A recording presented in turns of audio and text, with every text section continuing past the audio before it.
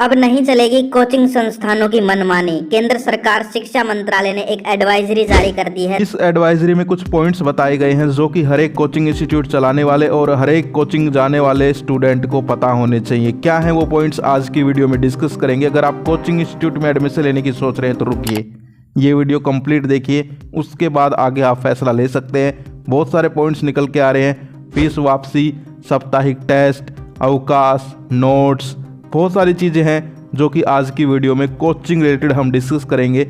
चलिए वीडियो को स्टार्ट करते हैं। 18 जनवरी को शिक्षा मंत्रालय एक नोटिफिकेशन जारी करता है जिसमें बताई जाती हैं कुछ गाइडलाइंस। ये नोटिफिकेशन आप लोग पढ़ भी सकते हैं, डिस्क्रिप्शन में आपको लिंक मिल जाएगा जिसमें 10 से 12 पेज हैं जिसमें कुछ पॉइंट्स बताए गए हैं जो कि हर एक स्टूडेंट के लिए जरूरी है जानना। जैसा कि आपको पता है देश में कोचिंग संस्थानों से जुड़ी हुई कुछ घटनाएं बढ़ती जा रही थी, जिनको देखते हुए शिक्षा मंत्रालय ने एडवाइजरी जारी की है। इसका जो मेन पॉइंट है वो मैं आपको बता देता हूँ, आप न्यूज भी देख सकते हैं। शिक्षा मंत्रालय के कोचिंग संस्थानों के दिशा निर्देश जारी। कोचिंग में 16 साल से छोटे बच्चों को एडमिशन नहीं, पढ़ाई 5 घंटे तक ही। यानी कि सबसे बड़ी जो मेन हाईलाइट स्टेटमेंट है वो ये है कि कोचिंग इंस्टीट्यूट्स में अब 16 साल से कम उम्र के स्टूडेंट्स हैं वो एडमिशन नहीं ले पाएंगे, क्योंकि जो गाइडलाइंस उनमें साफ लिख दिया गया है कि यहाँ पर एज 16 प्लस होनी चाहिए। तो आप लोग देख सकते हो जो मेन हाईलाइट है। इसके अलावा हम और न्यूज़ की बात करें, देश में कोचिंग संस्थान अब 16 साल के कम उम्र के बच्चों को अपने यहाँ प्रवेश नहीं दे सकेंगे। कोचिंग में नामांकन सेकेंडरी यानी कि 10वीं क्लास की परीक्षा के बाद ही हो सकेगा। इसके साथ ही कोचिंग में छात्र एक दिन में अधिकतम 5 घंटे ही पढ़ेंगे। यह समय न तो सुबह बहुत जल्दी होगा न देर शाम या रात में। केंद्रीय शिक्षा मंत्रालय ने ये दिशा निर्देश छात्रों की अप्रिय घटनाओं के बढ़ते मामलों, आग की घटनाओं, सुविधाओं की कमी और उनकी शिक्षण पद्धति के बारे में मिली शिकायतों के बाद जारी किए हैं। मंत्रालय ने कहा है कि कोचिंग संस्थान स्नातक से कम योग्यता वाले शिक्षक नहीं रख सकेंगे। अभिभावकों को भ्रामक वादे, रैंक या अच्छे अंक की गारंटी नहीं दे सकेंगे, जो कि आपको देखने को मिलती हैं कि यहाँ पर 100% रिजल्ट, यहाँ पर ये, यहाँ पर वो। तो ऐसे भ्रामक वादे भी अब नहीं कर पाएंगे। इसके अलावा आपको जो इंतज़ार है फीस वापसी की खबर भी इसी के अंदर एक पॉइंट बताया गया है। ये जो गाइडलाइंस है जो कि आप लोग अपने स्क्रीन पे देख पा रहे हैं कि अगर स्टूडेंट यानी कि छात्र अगर बीच में कोर्स छोड़ता है तो उसे बची हुई फीस जो है उसकी लौटानी होगी। तो ये यहाँ पर एक सख्त गाइडलाइंस जो है कोचिंग इंस्टीट्यूट्स के लिए पारित की गई है। इसके अलावा और भी पॉइंट हैं। कोचिंग ऐसे शिक्षक या व्यक्ति की सेवा नहीं ले सकते जो नैतिक कदाचार से जुड़े अपराधों का दोषी ठहराया गया हो।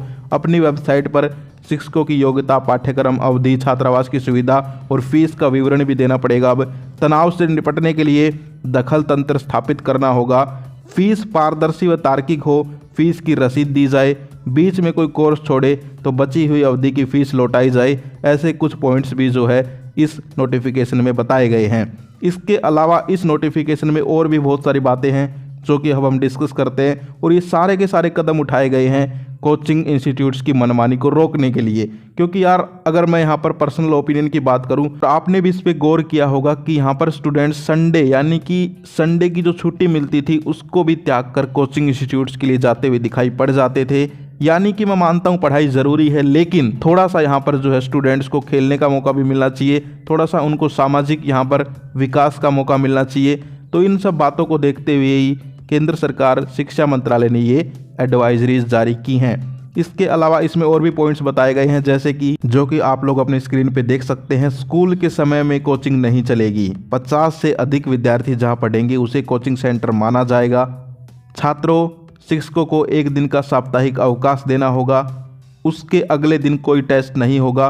प्रमुख त्योहारों के दौरान अवकाश ऐसे तय हों कि बच्चे परिवार के साथ रह सकें, यानी कि उनका पारिवारिक विकास भी हो सके। पंजीकरण के बाद ही कोचिंग शुरू हो सकेगी। मौजूदा कोचिंग को 3 महीने में पंजीकरण के लिए रजिस्ट्रेशन करवाना होगा। किसी संस्थान की कई ब्रांच हैं तो सभी की अलग अलग यूनिट्स होंगी।